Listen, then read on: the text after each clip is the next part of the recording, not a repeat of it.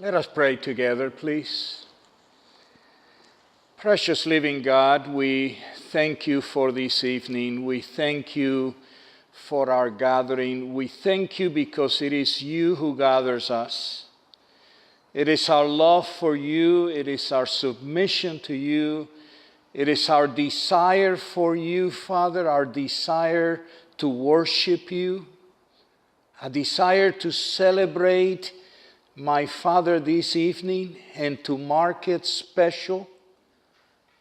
My Father, in our hearts, in our minds, in our souls, to mark it special, that we may never forget, Father, what you did this evening. May we, each time that we celebrate it, be reminded of this last night with your disciples. My Father, we praise you, we honor you, and we ask in the name of your Son, Jesus, Father, that you would anoint these words today and our time together. In the name of Jesus, Lord. Amen. Good evening, everyone. It's good to be together with you. So tonight is Maundy Thursday. Maundy Thursday. This evening is primarily marked by the Lord's Supper, the institution of the Lord's Supper. That's what the evening is about, it seems to us. I think it's about more than that. But certainly the focus of what this evening is all about is the Last Supper of Jesus with his disciples. That's the mark. That's what we think about when we think of Holy Thursday just before Good Friday, or what we call Maundy Thursday. It is the evening before the Jewish feast of the Passover meal, at least in Jesus' time. In our time, because of our calendars different, Passover is yet to come in a few weeks, I suppose. But in the day that Jesus first celebrated this supper, it was the evening before the beginning of the Jewish feast of Passover. It is the evening that Jesus eats his last Passover meal with his 12 disciples. They've probably eaten this meal together before, several years. I mean, if Jesus was with them 3 years, this would have been the third time since he called them.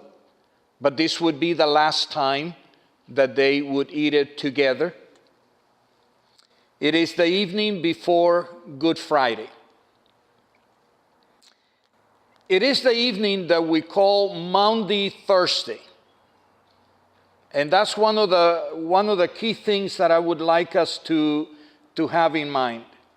It is the evening that we call Maundy Thursday. And the word Maundy is not a regular word we would use every day in our vocabulary. But Maundy comes from the Old English for the word mandate or commandment. So it is the evening in which Jesus gave commands. Not just one, actually. Not just celebrate Passover or celebrate the meal, but I think when we look at all of the Gospels, we start looking at Jesus giving several commandments and not just one. And so I read all 4 of the Gospels looking for the primary things that Jesus commanded his disciples to continue after this meal. So Jesus commanded several things. And one of the things he commanded is when he broke bread, he gave it to the disciples and said, "Take, eat. This is my body." That was one of the commandments. We were to partake of bread. We were to partake of the body of Christ as we would recognize it to be by his words.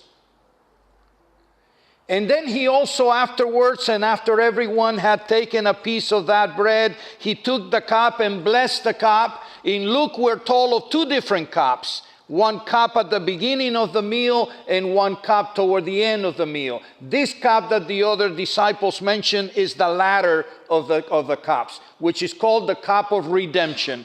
And he gave it to each of them. He blessed it, gave it to them, and he gave another commandment.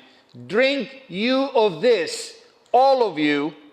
It says, then he took the cup of wine and gave it to them and said, drink from it, all of you. This is my blood.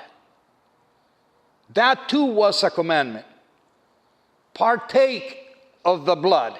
Partake of the wine. Partake of the juice. Partake of this that becomes my memorial. Partake of this that becomes the source of proclamation that Christ has died for you. Partake of it. It is a commandment that we partake of the bread, that we partake of the wine. But he also gave another commandment. He gave a commandment for all of us to become servants. He commanded it. He didn't suggest it.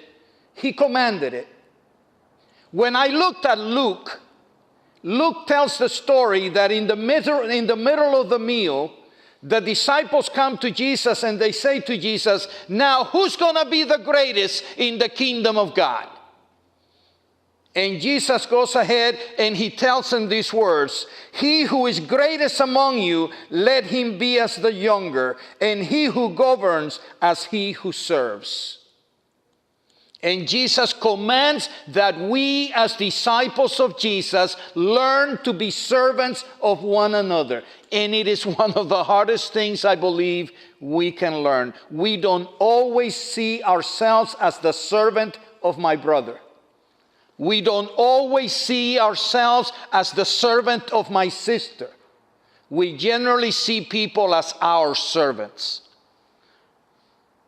But Jesus' commandment to you and to the disciples is that he who would be the servant of all would be the greatest in the kingdom.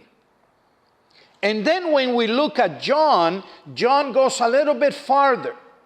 John tells us that Jesus, the Master, the Lord, the King of Kings, stands up from the table and he removes his garments and he takes a basin of water and a towel and he begins to stoop down at the feet of each of his disciples. The Master at the feet of his disciples removes their dirt-caked sandals and begins to wash each of the disciples' feet. Each one of them, the Master, the Lord, the incarnate God, washes their feet.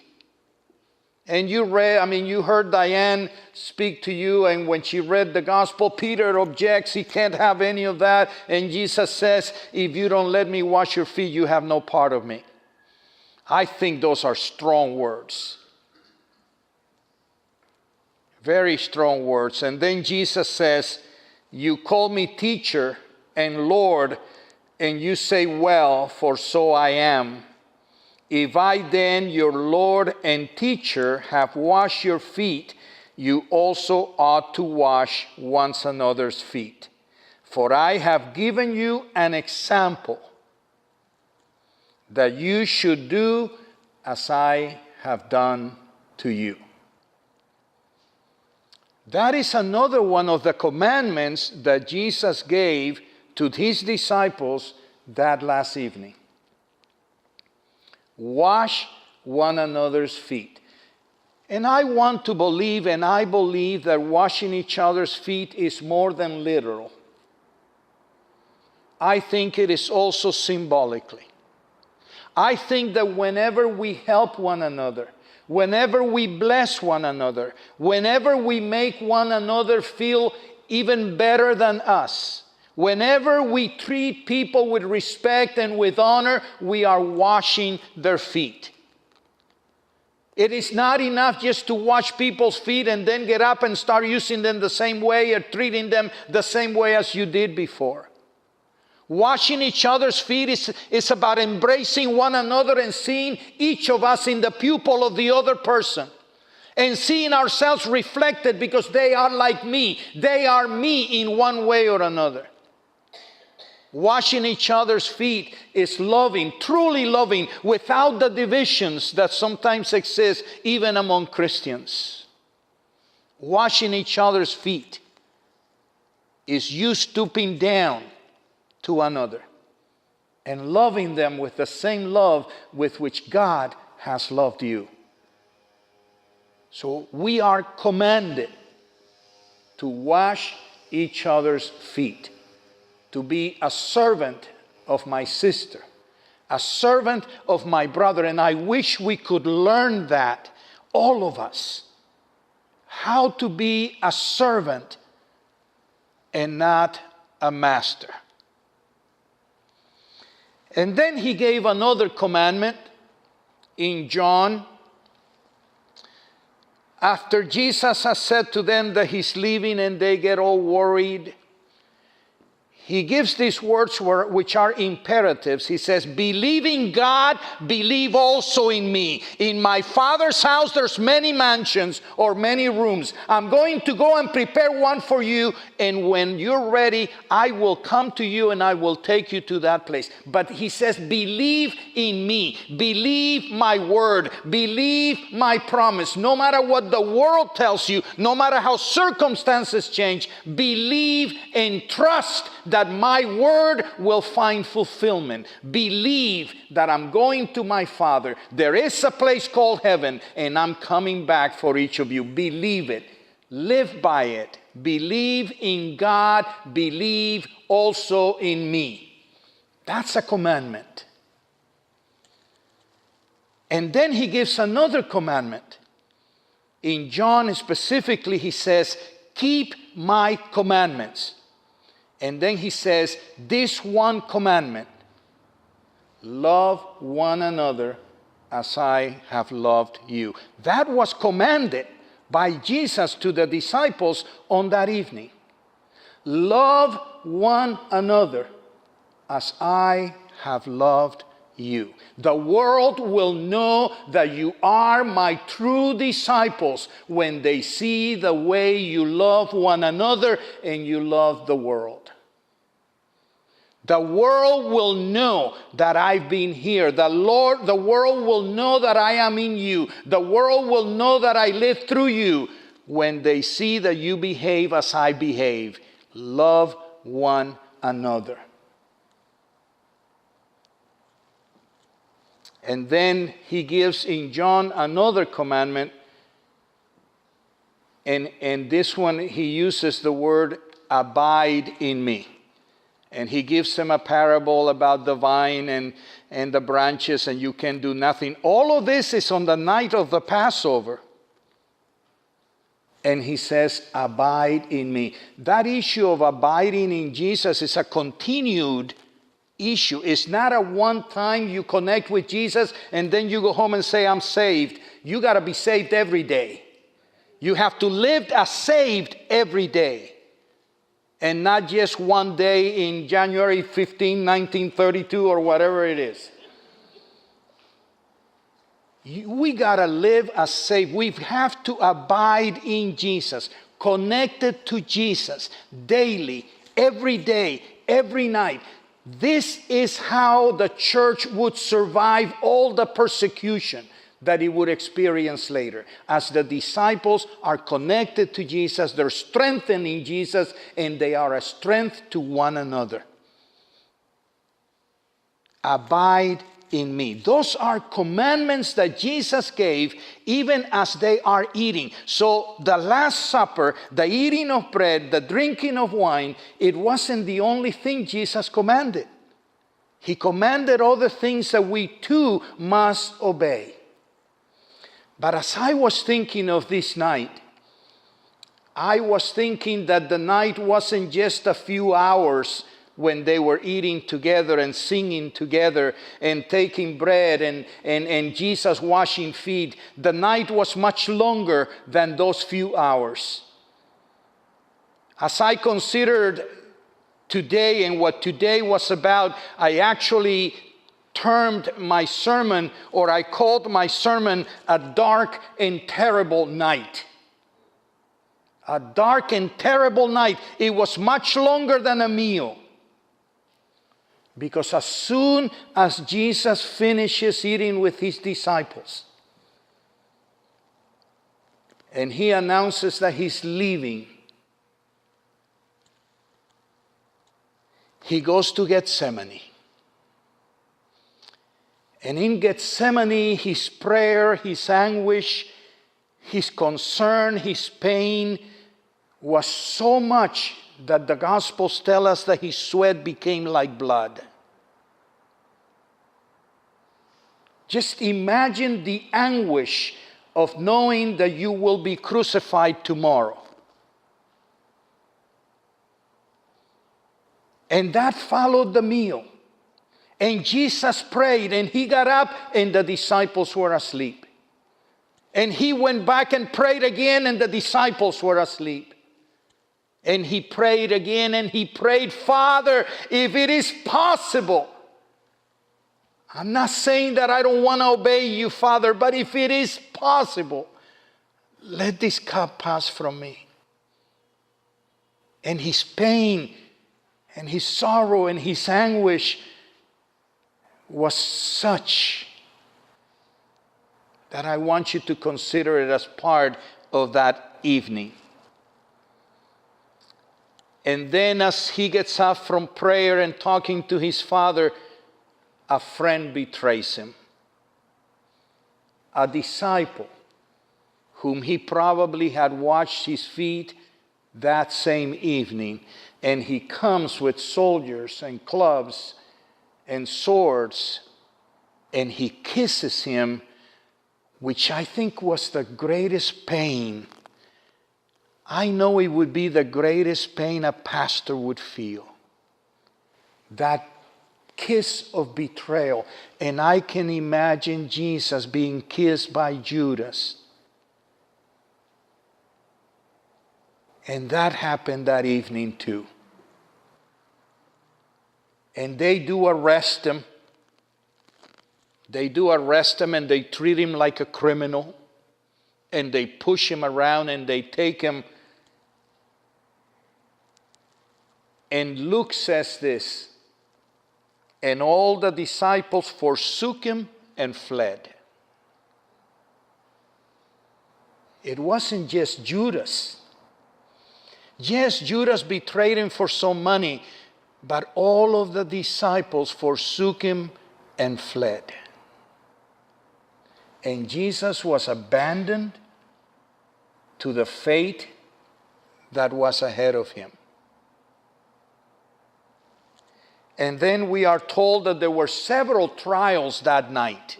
All night, no sleep.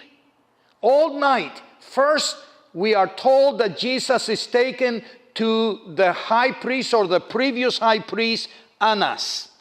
And in Annas condemns him, and they beat him at Annas' house. They beat him. And then he tells them to take him to Caiaphas' house. Because Caiaphas was the high priest at the moment. Annas was his father-in-law. And they bring him to Caiaphas, and once again he is attacked and he is insulted, and false witnesses are brought to him, and they beat him a second time. And then John tells us, or Luke, that then they take him over to the council, the whole council, not just Annas, not just Caiaphas, but now the council of the Jewish Sanhedrin is probably meeting. And they again bring the false witnesses, and they question him, and the high priest tears his vestments and declares him a heretic. And we are told that they spat upon him, beat him, struck him with the palm of their hands. And that's even before the whip of the cat, the cat, what is it called? The cat of nine tails. We're just talking about people abusing Jesus, slapping him, spitting on him, beating him, kicking him, insulting him. And then We have Peter's denial. I know not the man. And he curses. I know not the man. And Jesus hears him, and Jesus looks at him, and he knows his chief disciple has just abandoned him again, denied him again. All of this in one evening. And then we are told, which I'm not going to go into because it's not part of this evening, we are told that in the morning they brought him to Pilate. And Pilate questions him, eventually strips him, eventually they put a crown of thorns in his head, they blindfold him and beat him and hit him and then whip him until he's almost dead. And I didn't go into that because that it says in the morning. I just wanted to focus your attention on that one night. That night, that terrible and dark night in which Jesus was abused in every which way. And then I say to myself, and I say to you, Jesus endured all that he endured because he loved you. Because he submitted to his Father's will, and he was willing to endure every blow, every whip, every backhanded slap. He was willing to endure every falsehood. He was willing to endure every attack, every insult. He was willing to endure it so that you and I could be saved for eternity. He endured it. And so I call you tonight to consider obedience to what Jesus commanded. To consider that the way that we worship him, the way that we love him, the way that we express him, the way that we celebrate him, the way that we proclaim him, is every time you and I obey what he has commanded. Every time we break bread, every time we celebrate communion, every time we celebrate what Jesus said and we remember his words, this is my body, this is my blood. And every time that we love one another, and every time we wash each other's feet, and every time we serve one another, we are proclaiming that as we are doing is because Jesus did it for us and to us. And so my call to you tonight, because I don't want it just to be a lesson in biblical studies, I want to call you to obedience. Not information, but obedience, is that you live out the commandment that Jesus ordered on this evening. That we love one another. We are different from each other, but we are one in Christ. And I call you to obedience, and I call you to practice what Jesus called us to practice. And so tonight we're going to partake of bread and wine together. But we're also going to wash each other's feet this evening. And I will let Pastor Jan guide us through that portion of our service tonight.